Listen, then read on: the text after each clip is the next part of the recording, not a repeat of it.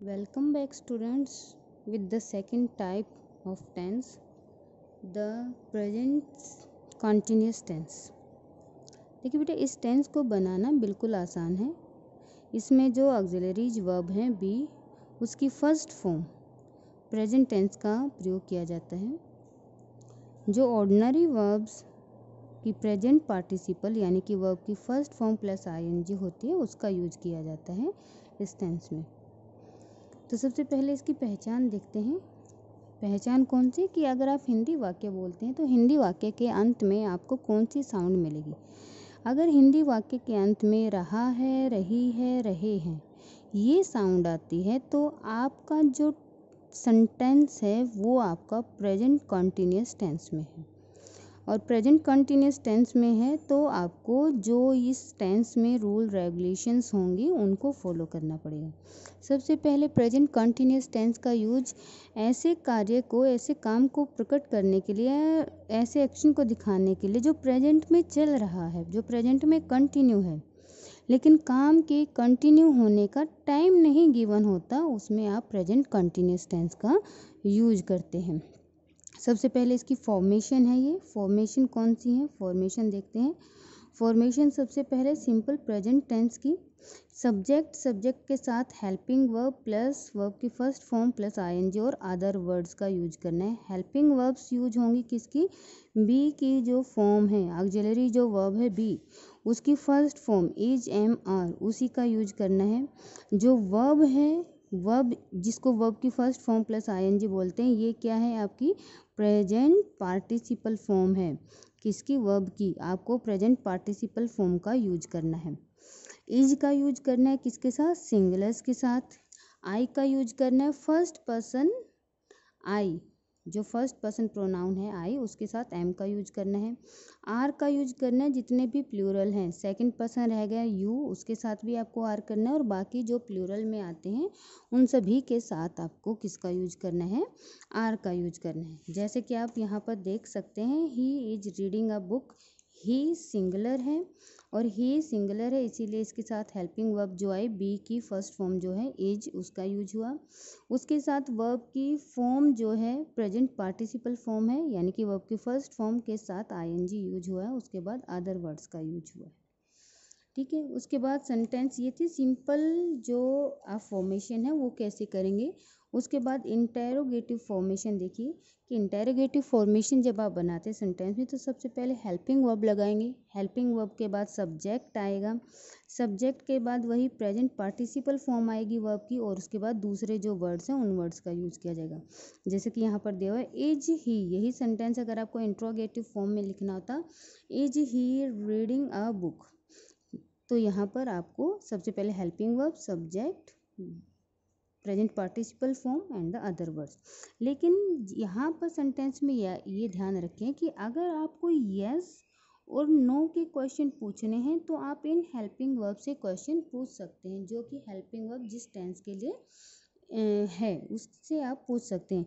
लेकिन यस और नो के क्वेश्चंस के अलावा अगर आपको कब, कहाँ, कैसे ये पूछना है कि, तो फिर उसके लिए आपको जो वर्ड्स होते हैं when is he reading a book या where is he reading a book, तो आपको जो वर्ड है कब, कहाँ, कैसे, उसके लिए अलग से WH वर्ड का यूज करना पड़ेगा, और वो WH वर्ड की प्लेसिंग क्या होगी, जो हेल्पिंग वर्ब है उसके आगे आ जाएगी।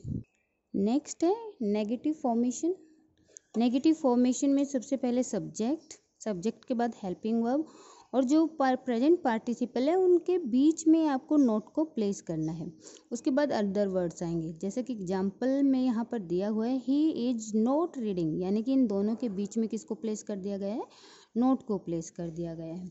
ऐसे ही अगर आपको इंट्रोगेटिव नेगेटिव फॉर्मेशन बनानी है तो आप क्या कर सकते हैं, या तो इसकी एब्रीवेट फॉर्म लगा सकते हैं, आप इजेंट लगा सकते हैं, आरंट लगा सकते हैं, और उनको आप स्टार्टिंग में लिख सकते हैं, isn't he reading a book, या फिर आप इसको कैसे लिखेंगे, इज ही नोट।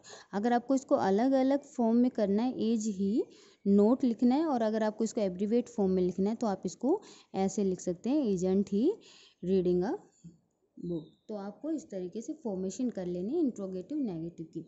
अब इसके कुछ इंडिकेशंस हैं। इंडिकेशंस का मतलब क्या है? इंडिकेटर वर्ड, यानी कि सेंटेंस में अगर आपको ये वर्ड कहीं पर मिल जाते हैं तो इसका मतलब क्या है कि आपका जो सेंटेंस है वो कौन सा है? प्रेजेंट कंटिन्यूअस है। और वो कौन कौन से हैं? Now, still, at the moment, look, listen. इसके अलावा now days, these days, at this time, at present, ये सारे के सारे इंडिकेटर वर्ड हैं। और ये इंडिकेटर वर्ड क्या करते हैं? आपको डिनोट करते हैं, बताते हैं कि आपको जो सेंटेंस है उसमें किसका यूज करना है? प्रेजेंट कंटिन्यूअस टेंस का ही यूज करना है। अब कुछ कंडीशंस हैं कि आपको ये जो टेंस बनाना है, इसकी कंडीशंस क्या हैं कि अगर आपकी वर्ब क्या है? एंड हो रही है किसके साथ? ई के साथ। जैसे कि यहाँ पर टी ए के ई से एंड हो रही है, तो आपको इसमें ई को हटा के आईएनजी को ऐड कर देना है। टेक को अगर आप कंटिन्यूअस फॉर्म में लिखेंगे तो क्या हो जाएगा? टी ए के आई एन जी, टेकिंग बन जाएगा।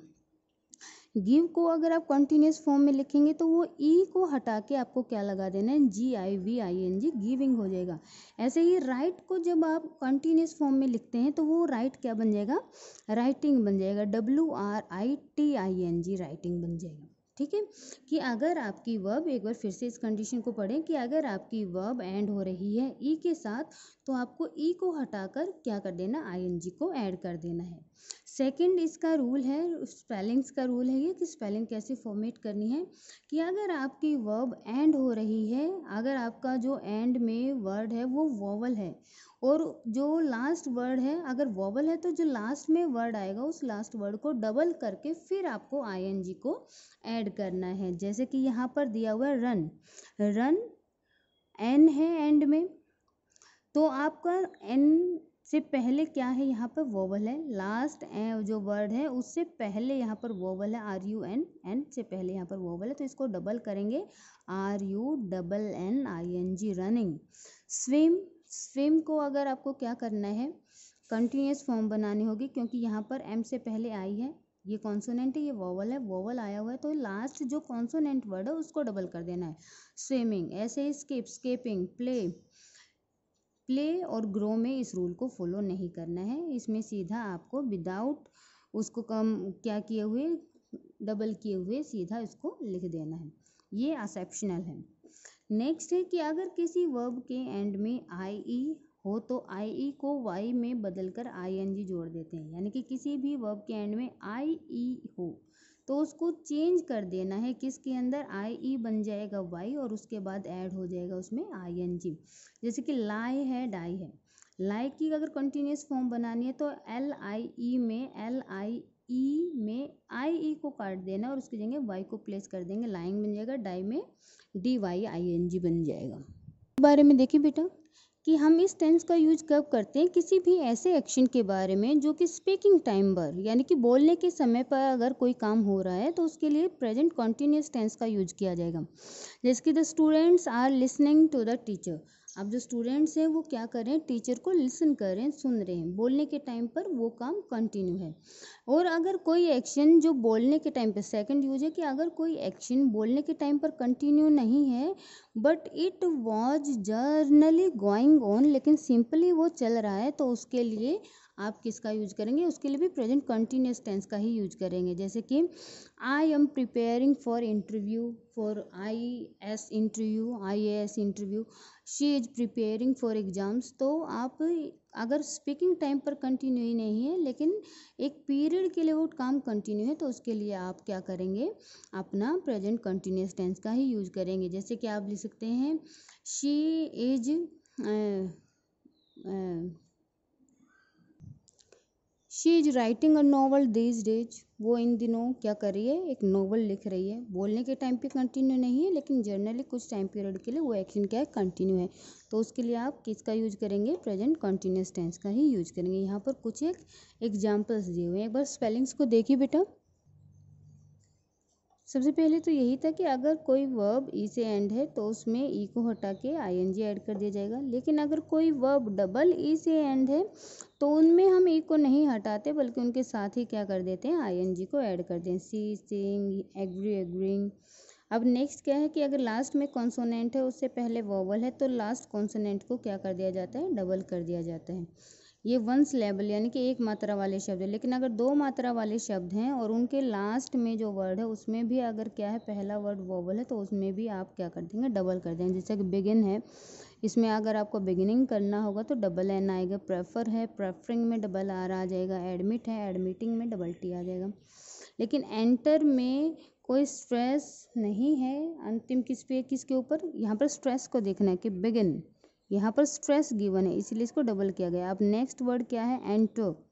अब एंटर में भी वॉवल है, लेकिन इसमें जो स्ट्रेस है, बोलते वक्त हम जहाँ पर स्ट्रेस दे रहे हैं वो किस पे दे रहे हैं, ई एन पर दे रहे हैं, तो इसीलिए लास्ट वर्ड को इसमें डबल नहीं करना है, ये सिर्फ क्या हो जाएगा, एंटरिंग हो जाएगा। अगर किसी सेंटेंस या किसी वर्ड के एंड में एल है तो उस एल से पहले अगर वोवल आया हुआ है तो हम जो लास्ट एल है उसको डबल कर देंगे। जैसे कि ट्रैवल है, ट्रैवल में डबल एल हो जाएगा। सिग्नल है, सिग्नलिंग में जो है डबल एल हो जाएगा।